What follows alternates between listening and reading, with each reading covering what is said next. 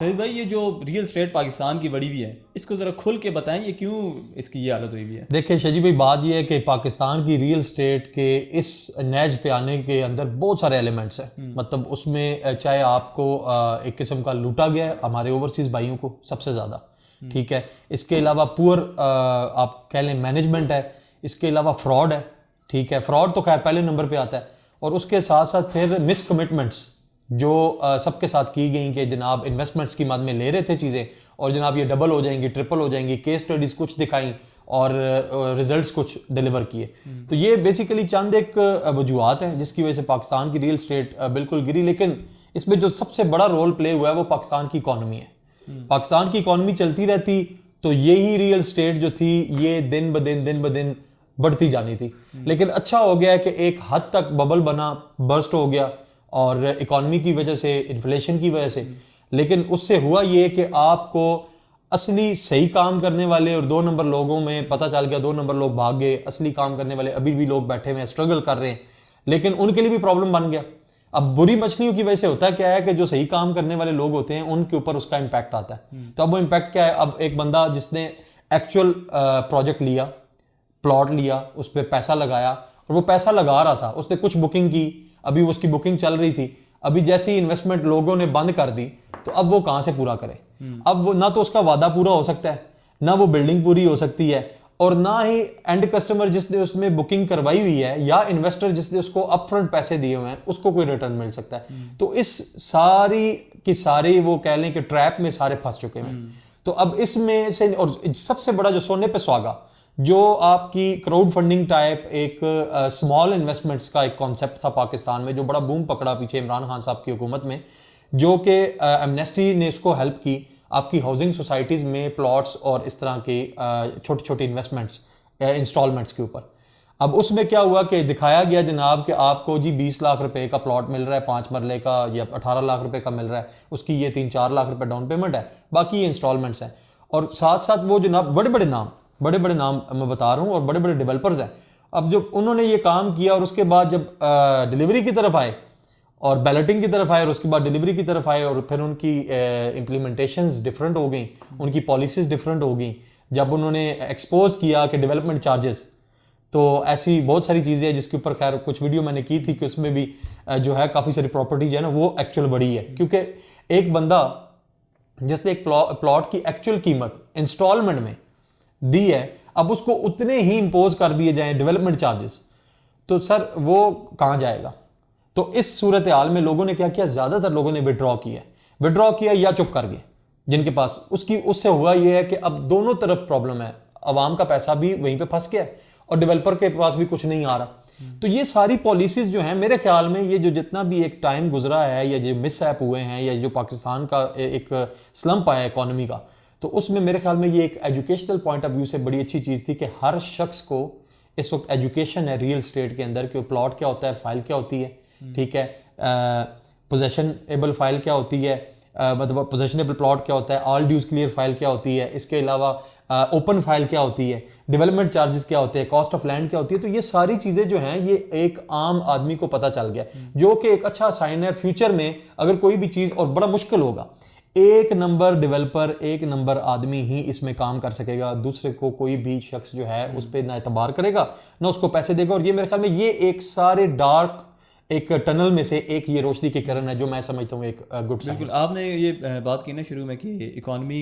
के गिरने की वजह से एक मसला है। वैसे मैं आपको हकीकत बताऊँ तो मैं तो ये समझता हूँ कि इसके गिरने की वजह से इकॉनमी के ऊपर ये फ़र्क आया है काफ़ी। मतलब क्योंकि जैसे आपने बताया कि सारे लोगों ने अपनी जितनी उनके पास इन्वेस्टमेंट थी, जितना वो पैसे को सर्कुलेट कर सकते थे, वो सर्कुलेट करने की बजाय वो ज़मीनों में दफन कर दिया उन्होंने, ठीक है। तो एक ये भी रीज़न थी। तो अब क्या लगता है कि इससे वापस हम, क्या रियल स्टेट वापस आ सकती है, और क्या इकॉनमी पे भी ये फ़र्क डाल सकती है? देखिए, ये जो बात की आपने, इसको मैं सेकंड करूंगा। किसी हद तक ये बात ठीक है कि इसके गिरने से भी पाकिस्तान की इकॉनमी पे काफ़ी इफेक्ट हुई है। उसकी वजह यह है कि जब अब बाहर का पैसा वो पाकिस्तान में आ रहा था, अगर उसका रिटर्न मिलता, देखिए रिटर्न 2 सूरतों में ओवरसीज मांगता है, एक डिलीवरी की सूरत में और दूसरा रिटर्न की सूरत में। और डिलीवरी भी एक्चुअल एक सॉलिड रिटर्न है, क्योंकि दो चीजें, एक तो एक शख्स ने एक प्लॉट लिया आज, अगर मिसाल के तौर पे 20 लाख रुपए का प्लॉट लिया था, अगर वो आज 25 लाख रुपए का हुआ है तो ही इज सेटिस्फाइड, वो और पैसा पंप करेगा या उसको बेचेगा और आगे मजीद इन्वेस्टमेंट्स करेगा। एक चीज, और कमिटमेंट जो डिलीवरी की तरफ बात की जाए तो अगर एक शख्स ने फाइल ली थी और उसने फाइल पूरी की और 3-4 सालों में उसको प्लॉट मिल गया ऑन ग्राउंड, तो उसकी वो फाइल की कीमत, जो फाइल थी वो प्लॉट की मद में उसको डिलीवरी मिल गई। अब वो प्लॉट जो है वो अपनी वैल्यू खुद रखता है, तो उसमें भी वो उसको चाहे बेच सकता है चाहे उसको यूज कर सकता है। लेकिन अभी जो इन्वेस्टमेंट्स हैं वो हवा में हैं, वो ये है कि आपकी ना वो यूजेबल है ना वो क्लेमेबल है। ठीक है, तो मतलब आपने ये समझ लें कि अपनी जिंदगी का जो सरमाया है, मैं सिर्फ ओवरसीज की बात नहीं कर रहा, मैं पाकिस्तान में भी काफी बड़े बड़े लोग और काफी मुतवस्सित तबका भी एक बहुत बल्क तादाद में जिनके पैसे उधर हवा में फंसे हुए हैं। तो इसके ऊपर मेरे ख्याल में गवर्नमेंट को एक्शन लेना चाहिए, और जो भी गवर्नमेंट आएगी अगर ये इसके ऊपर अच्छी पॉलिसीज तरतीब देती है तो पाकिस्तान की रियल स्टेट, सिर्फ पाकिस्तान की रियल स्टेट नहीं, दुनिया में हर जगह पे जो रियल स्टेट है वो इकोनॉमी का पिलर होती है। और आप दुबई देख लें, आप कतर देख लें, अब सऊदीया को देख लें, रियल स्टेट पे काम कर रहे हैं। अमेरिका की हिस्ट्री उठाकर देख लें, कैलिफोर्निया की हिस्ट्री उठाकर देख लें तो उन्होंने क्या किया था, फ्लोरिडा की हिस्ट्री उठाकर देख लें तो उन्होंने यही किया था।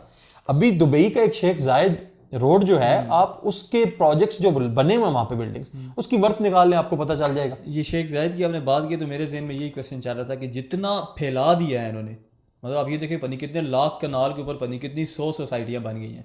अगर वो ये डिलीवर भी कर देते हैं तो वो बंदे ऑलरेडी घरों में रहने वाले बंदे, चलो कुछ तो हम बंदे ये कहते हैं कि उनके अपने घर नहीं है, मे भी वो उधर अपना घर बना लें, और जिन्होंने इन्वेस्टमेंट के तौर पे की हुई थी वो उनको किधर करेंगे।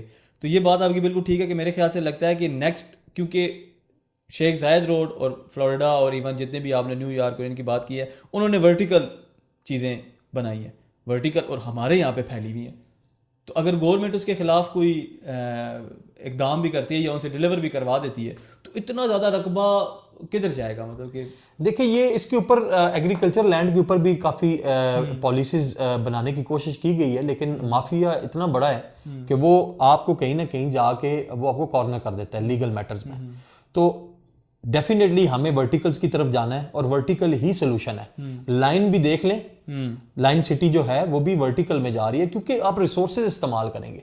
तो ये खैर एक बहुत बड़ा टॉपिक है, इसको इंशाल्लाह ताला किसी और चीज़ में कवर करेंगे। लेकिन at the end of the day Pakistan को सिर्फ और सिर्फ अपनी पॉलिसीज के ऊपर देखना पड़ेगा। रियल स्टेट ने उठना है क्योंकि जिनकी इन्वेस्टमेंट्स दब चुकी हुई हैं सर, उसको जब भी रोशनी की किरण मिलेगी तो उसमें जान आ जाएगी, और वो इन्वेस्टमेंट बहुत बड़ी इन्वेस्टमेंट है। जब उनको रिटर्न्स मिलना शुरू होंगे तो एक बेतहाशा अंबार आएगा पाकिस्तान में एक इन्वेस्टमेंट का।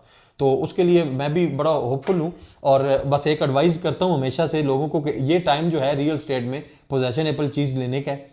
कोई भी पोजेशनेबल चीज़ है जो आप यूज़ कर सकते हैं, यूजेबल एसेट्स, वो लें तो ये अभी भी आपके लिए बेहतर हो सकता है, क्योंकि इस वक्त प्रॉपर्टी की कीमतें बहुत नीचे हैं इस स्लम की वजह से। तो आने वाले दिनों में इसको जंप लग सकता है। तो मेरी यही रिक्वेस्ट है कि अगर कोई बंदा इसमें इंटरेस्टेड है, जो कैपिटल रखता है, अपनी अच्छी एक बैकबोन रखता है फाइनेंशियल, तो ये राइट टाइम है पाकिस्तान में बाइंग करने का। ठीक है, चलें जी, उम्मीद करते हैं कि ये बड़ी भी रियल स्टेट कहीं से बाहर निकल आए और दोबारा जो है वो इकानमी बेहतर हो जाए। आज की पॉडकास्ट के लिए इतना ही, मिलते हैं नेक्स्ट पॉडकास्ट में, तब तक के लिए अल्लाह हाफिज़।